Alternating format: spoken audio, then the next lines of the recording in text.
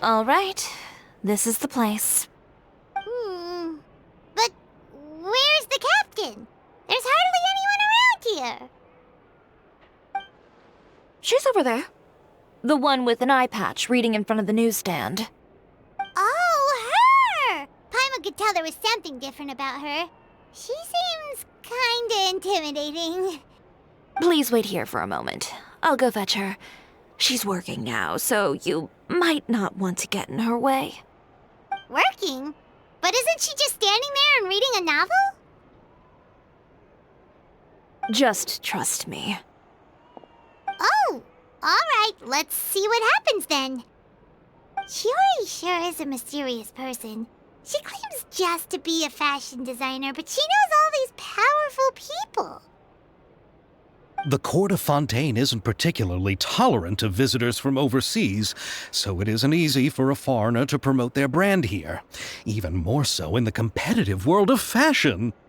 Even a local like me just trying to make a film has to face all kinds of challenges. So I can only imagine what Chiori has been through to get where she is today. I'm sure that having more connections has definitely worked in her favor. Reading on the job? Detective novel. One main character? No. Multiple. Branching storylines. I see. How's the plot coming along? One of the main characters is about to make a choice that will affect the rest of his life. I'd wager he's going to make the wrong choice.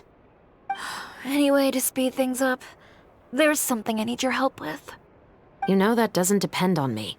It all comes down to what the character chooses. Which is exactly why I'm here to help.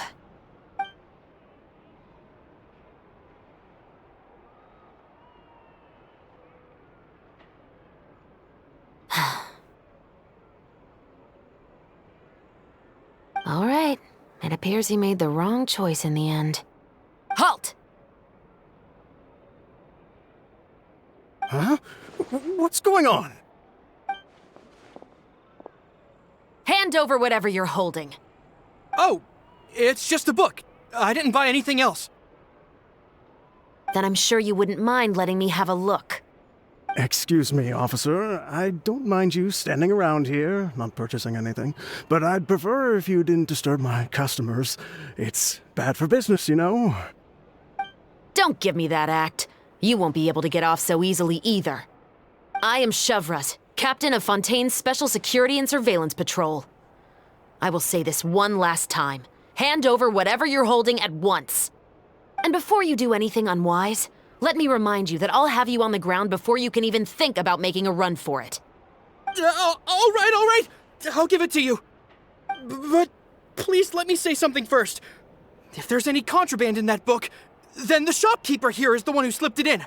I don't have anything to do with this. Why, you trying to leave me on the hook, huh? You were the one who said you wanted it. Save it for the interrogation room.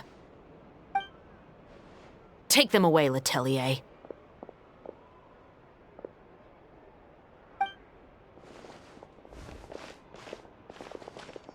What's going on here? One second you're reading a book and the next you're escorting people away. And who are... Oh! Aren't you the traveler who's been all over the papers recently? Chiori, I'm assuming what you wanted to ask me about has to do with them, right? Maybe I can let you in on what's happening then. Now that Vacher has been brought to justice, no new shipments of synth will be made and distributed to sellers. The Fontaine guards have been busy collecting the remaining synths still circulating on the market. Thanks to a tip from our reliable source here, this should be the very last batch. Oh, so you were pretending to read a book in order to catch the bad guys. Oh, Paimon almost forgot to introduce ourselves. Paimon is Paimon, and this is the Traveler and Xavier. Hey, I'm Shavras. You probably already heard me introduce myself, so I won't bother repeating it. Yeah, why didn't you make a move as soon as you had the chance? Were you worried that my intel wasn't accurate? No, I wanted to see if the shopkeeper would turn himself in first. All he had to do was come up to me and say that he didn't know where the synth had come from. If he did that, then I wouldn't have had to press charges on him. He had the whole day to turn the synth over to Chevreuse. But instead, the moment I came up and blocked Chevreus's line of sight, he took the opportunity to sell it off. Yep, he made the wrong choice, even though the right choice was right there in front of him. But you knew they wouldn't make the right choice. Yeah, I knew. I was just hoping I'd be wrong for once. Enough about that, though. What did you want to ask me about? Oh, you see, it's like this.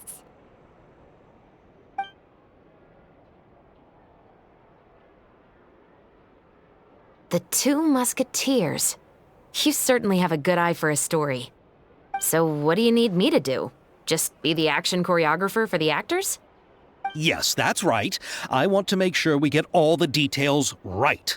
I want the actor's posture and understanding of firearms to be as realistic as possible. However, I'm afraid this work will require a bit of your time, since you'll have to be present whenever we're filming. Also, as for the pay... No need to say any more. I'll join. Huh? Just like that.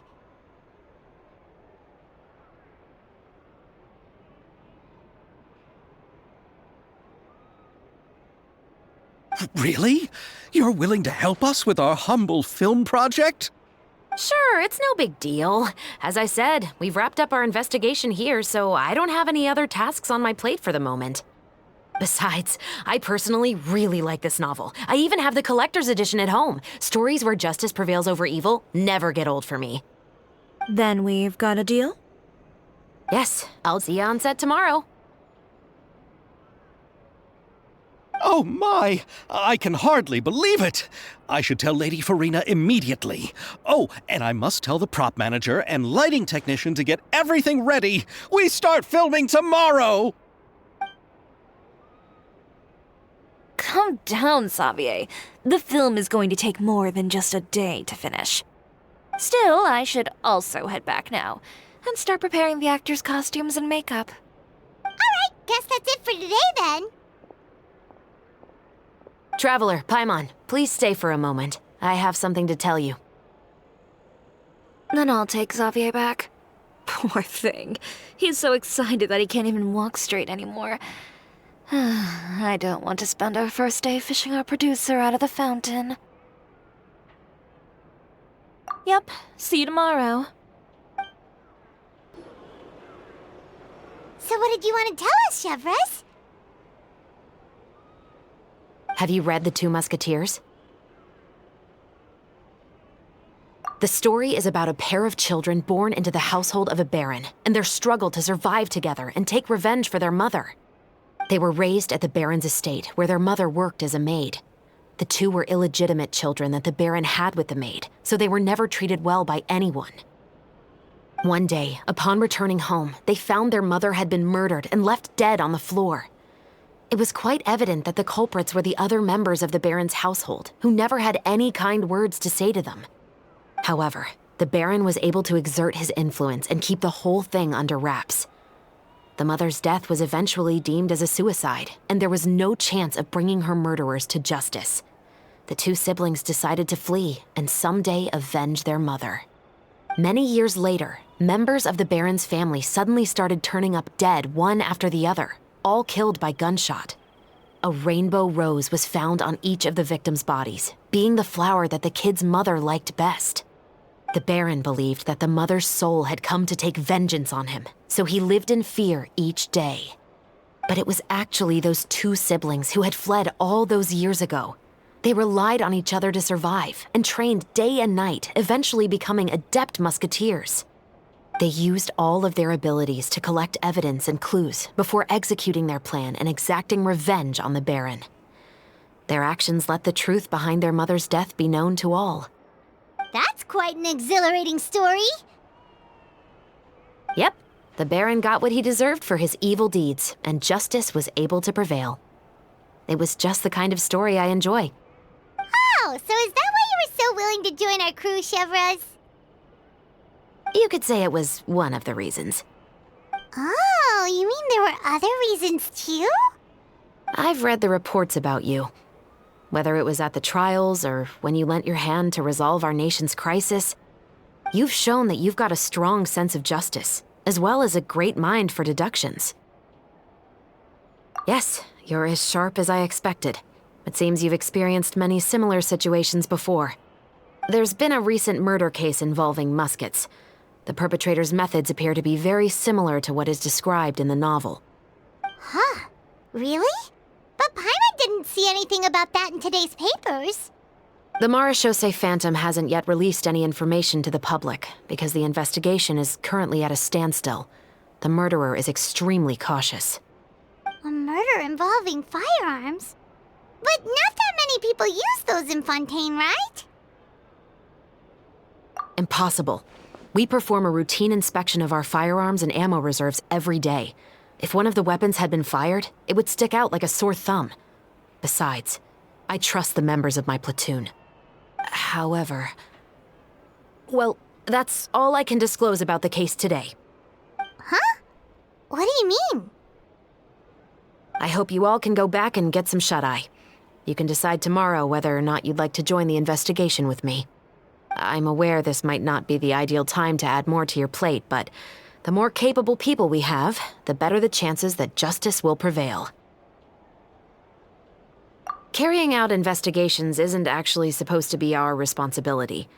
Our job is to apprehend the perpetrators. Finding them is really up to the Marechaussee Phantom. You could say I'm taking part in the investigation out of personal interest. I don't want people to see Muskets in a negative way, and also, I'm concerned about the similarity between the crimes and the story. You mean they might be connected somehow? I suspect so. Just to make myself clear, this is not an order, nor is it a deal of any kind. It's a request, nothing more. If you two have any interest in the case after we finish filming tomorrow and are willing to assist me, then I would be most grateful. What do you think, Traveler? Yeah, you're right. Paimon's getting a little tired, too. We've really been hustling all day. You'd better head back and get some rest. It's good to keep a calm mind, especially when you're about to make an important decision. Otherwise, when the moment comes, you might end up like that shopkeeper and not even realize that the right choice is right there in front of you.